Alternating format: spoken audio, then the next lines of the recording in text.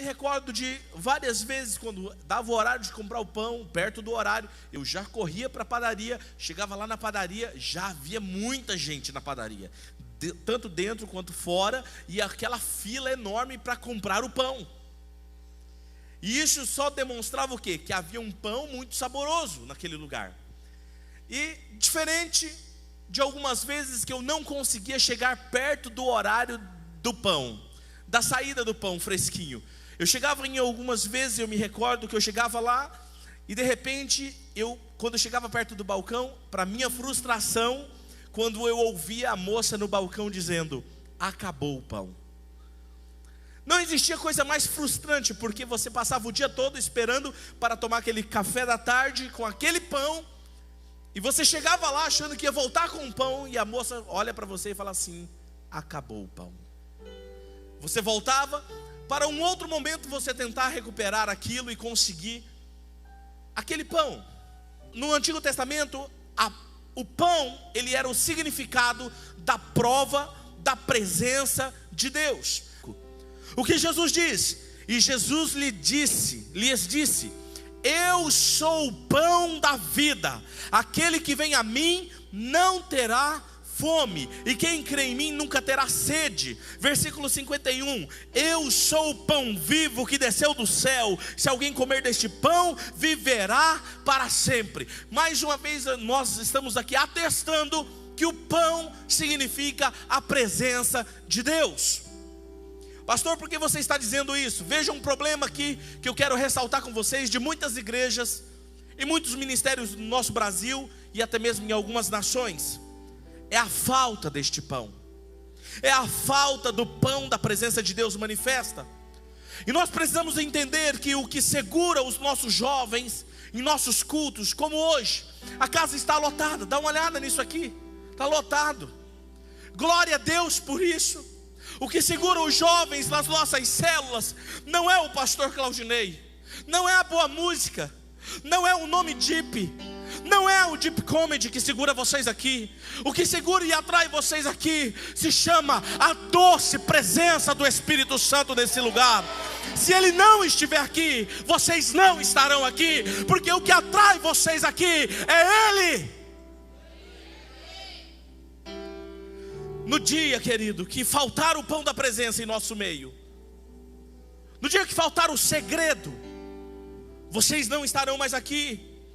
O dia em que a presença de Deus não estiver mais aqui em nossas células, ou não estiver sobre a vida do líder, do hospedeiro, as pessoas procurarão o pão sim, mas em outro lugar. Porque ninguém vai passar fome em um único lugar.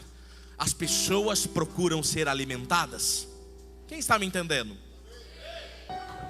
Muitas igrejas deveriam ter a presença manifesta de Deus e não tem. Muitos ministérios, muitas células deveriam ter a presença de Deus lá, mas não tem. E quando não tem, as pessoas vão embora daquele lugar. Não há nada na despensa, não há nada nas prateleiras vazias, gavetas cheias apenas de receita, como fazer um bolo e como fazer um pão delicioso. Fornos que antes estavam quentes, aquecendo o pão da presença, hoje estão empoeirados e frios, gelados. E tudo que os garçons e aqueles que trabalham servindo estão sentados do lado ou em pé do lado do forno, conversando história de como era bom quando nós trabalhávamos com pão, como era bom quando as pessoas vinham e faziam fila aqui, como era bom daquele jeito, como era bom na nossa célula, como era bom no culto. Vivendo do passado. Pastor, o que é isso? Diga assim: mensagem preventiva. Vacina você toma, não é porque você está doente. Vacina você toma na prevenção, para não pegar a doença. E a presença de Deus tem deixado de ser prioridade na igreja moderna.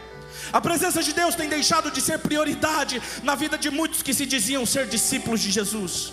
Porque ser discípulo de Jesus é ser imitador dele, é imitar Ele, na sua maneira de viver, na sua maneira de falar, na sua maneira de se comportar. E vamos começar pelos pequenos detalhes. Jesus agindo lá na sua casa, como seria? Jesus agindo lá no seu relacionamento com seu pai e com sua mãe, como seria? Jesus agindo lá no discipulado com o seu discípulo, como seria? Jesus lá na sua célula, como seria? Jesus na sua vida, como seria? Aqueles que diziam ser discípulos de Jesus não são.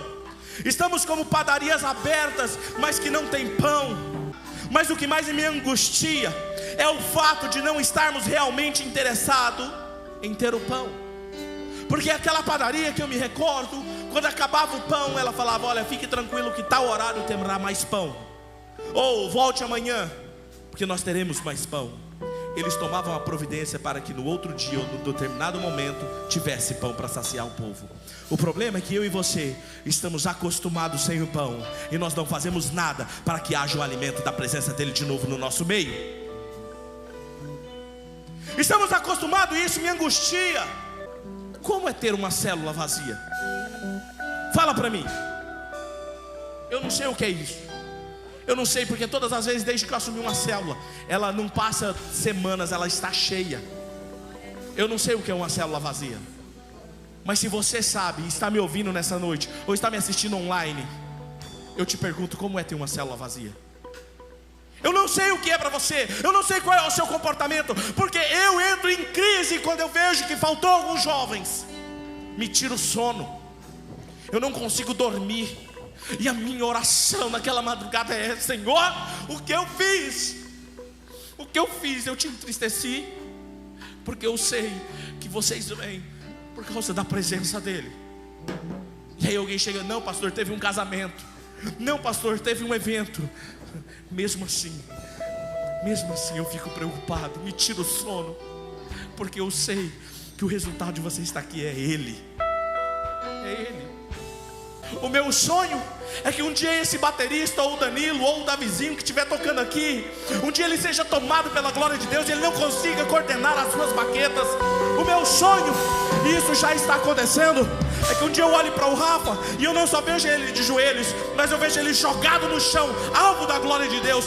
O meu alvo é olhar para a vida do Juan, que tem a cada dia se tornar alguém parecido com Jesus, ver ele tomado pela glória de Deus, que ele não controle a sua guitarra, o Israel tomado ali, os backbocos jogados no chão, e vocês adorando, prostrado aquele que vive e reina para todo sempre.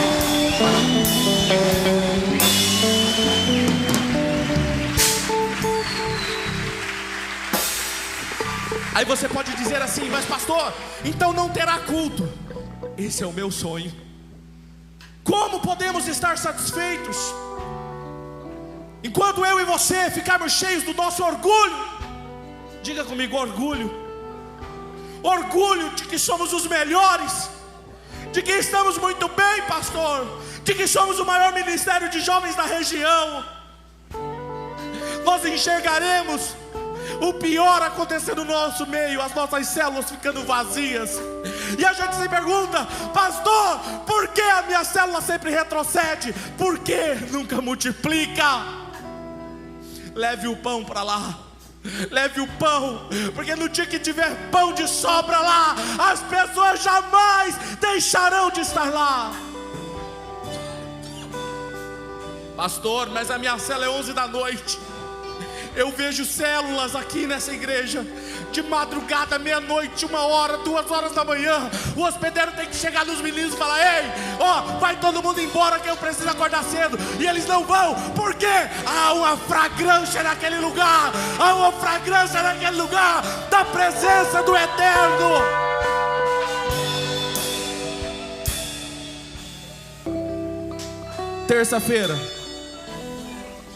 Terça-feira agora, eu ouvi um pastor dizendo que veio na imersão, e ele chegou na sua casa, e ele descobriu que o segredo era orar. E ele começou a levantar todo dia às 5 da manhã e orar e buscar a presença de Deus. E ele começou a fazer cultos temáticos como nós aqui. Eles tinham lá menos de 40 jovens. O último culto deles deu mais de 400 jovens. No início desse ano ele começou, e agora estão começando o segundo culto, porque não cabe mais todo mundo na igreja. Eu te pergunto, meu filho, minha filha, se você orasse, como seriam suas células? Por Por que vocês demoram tanto a entender? Eu estou aqui há quase 7 anos dizendo a mesma coisa para vocês. O Espírito Santo é o segredo. Levantar mais cedo para estar com Ele é o segredo. E mesmo assim, temos a coragem de negociar esses valores. Eu estou aqui falando para você, expressando o que está no coração dele. Eu sinto. O que aconteceu? O que aconteceu? Será que ele deixou de ser nossa prioridade? O que aconteceu? A culpa não é dele, é nossa. Temos somente os vestígios do que já se foi, o resíduo da glória em extinção. E infelizmente conservamos a aparência, a religiosidade. Tudo que Jesus condenou na sua época é o que muitos vivem hoje, a aparência de religiosidade. Está orando? Estou orando. Está buscando? Estou. Meu filho, nunca alguém vai me enganar de quando você anda com Deus ou quando você não anda. Eu sei quem anda com Deus e quem não anda. Os frutos são necessários. Os frutos de quem anda com Deus é necessário. Os frutos de quem anda com Deus é necessário. Amor, domínio próprio, temperança, fé.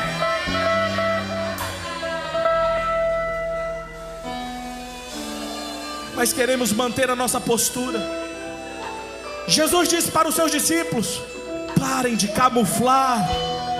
Parem de camuflar o vazio. Isso é hipocrisia. Os jovens vêm para o culto e ficam namorando no culto. Fica abraçando e beijando o culto. Falta de respeito.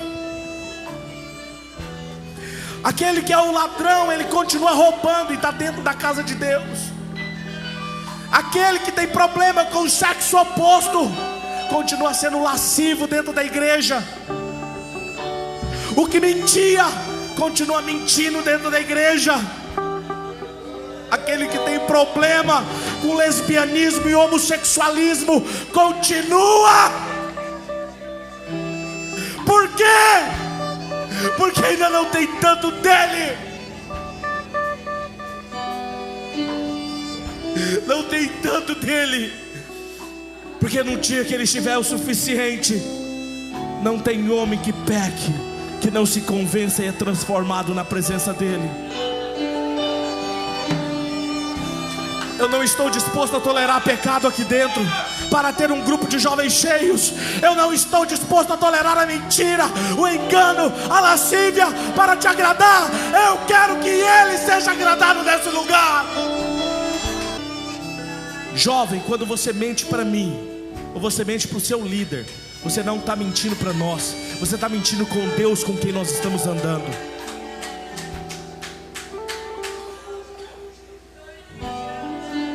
Se não há pão na casa do pão, eu não os culpo, os famintos, por não irem até lá. Eu também não iria.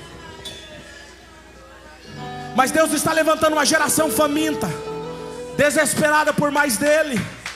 E esta é uma geração que está disposta a trazer o pão para a casa do pão, sem se importar com o preço a pagar por ele. Jovens famintos por mais dele, pela verdadeira manifestação da presença dele em nosso meio. Muitos oram: Senhor, aumenta a nossa fé. Senhor, aumenta a minha fome por ti. Deixa eu te falar uma coisa: está errada essa oração. Porque não é Deus que aumenta a sua fome por ele, mas é você que determina quanto você quer dele. O problema é que eu e você se enche tanto das redes sociais, televisão, WhatsApp, filmes, novelas, Facebook, Instagram.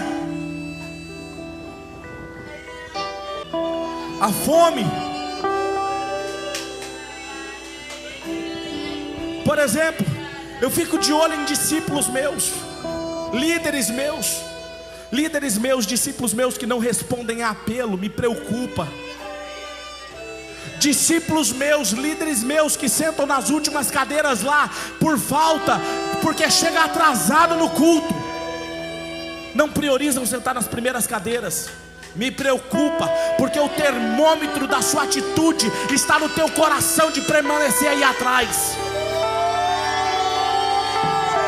Muitos eu sei que senta lá atrás porque não tem lugar para sentar aqui na frente. Mas você chega, tem lugar aqui na frente, e você escolhe sentar lá atrás. O teu coração está frio. Está vindo por vir na casa de Deus. Há tanta fome nesses jovens aqui que eles saem correndo e vêm para cá antes de terminar o apelo.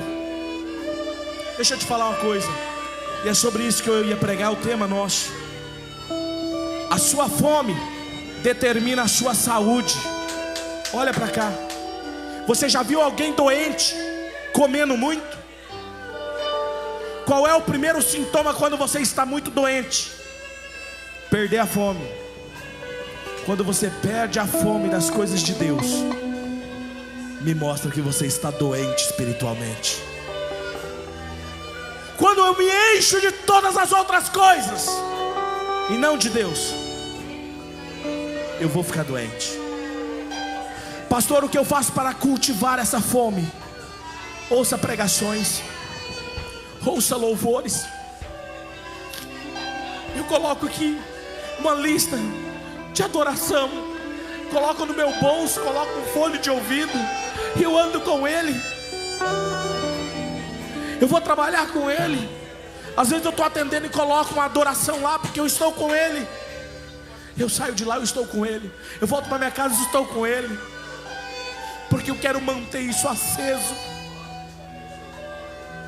Quando nós tivermos a fome da presença dele, por muito tempo eu fui como Fares. Eu era um daqueles que sentava lá na última cadeira. Eu apenas observava os cultos. Sempre alguém era primeiro a ser abençoado. Quando eu comecei o ministério como pastoreio aqui em Marília, eu não era um pastor bem sucedido. Outros pastores eram, eu não. Mas um dia eu decidi ser como Fares. Eu estava em uma última cadeira, lá na última, e havia um homem lá na frente falando sobre o Espírito Santo. E antes que ele terminasse, eu fiz como esses jovens. Eu dei um grito: eu quero isso. Eu fiz como Fares. Eu saí pulando as cadeiras, empurrando as cadeiras. Eu fui o primeiro a chegar lá. E até hoje, tudo que eu faço, eu procuro ser o primeiro a ter mais de Deus, porque eu procuro carregar o estigma de Fares dentro de mim. Eu me lembro de um jovem que eu estava pregando aqui outro dia atrás, e ele subiu aqui em cima do púlpito e se jogou aqui em cima do púlpito. Aquilo me disse algo. Ele não queria só estar aqui, ele queria mais. Sabe, queridos, todos vocês têm oportunidade. Tem vários lugares aqui. Eu te pergunto agora, o que você está fazendo olhando para mim agora?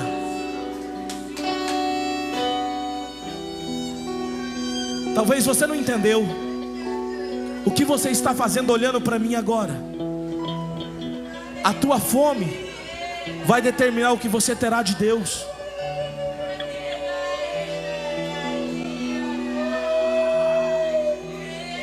Quando isso acontece, um rumor irá surgir.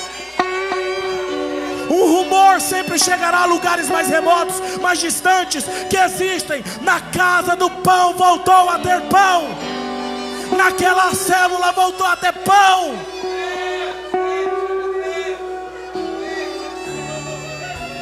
Deixa eu te dar uma dica. Quer uma dica? Deus não habita onde há pecado. Deus não habita onde há pecado. Rasgue o seu coração e peça perdão. Se arrependa. Deus não habita onde existe coisas deste mundo. No seu celular, na sua casa, na sua televisão, no seu quarto. Deus não habita onde há postes ídolos.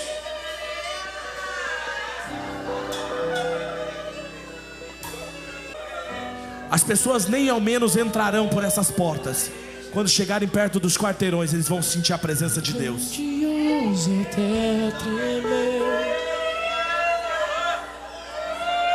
Rasga o seu coração agora.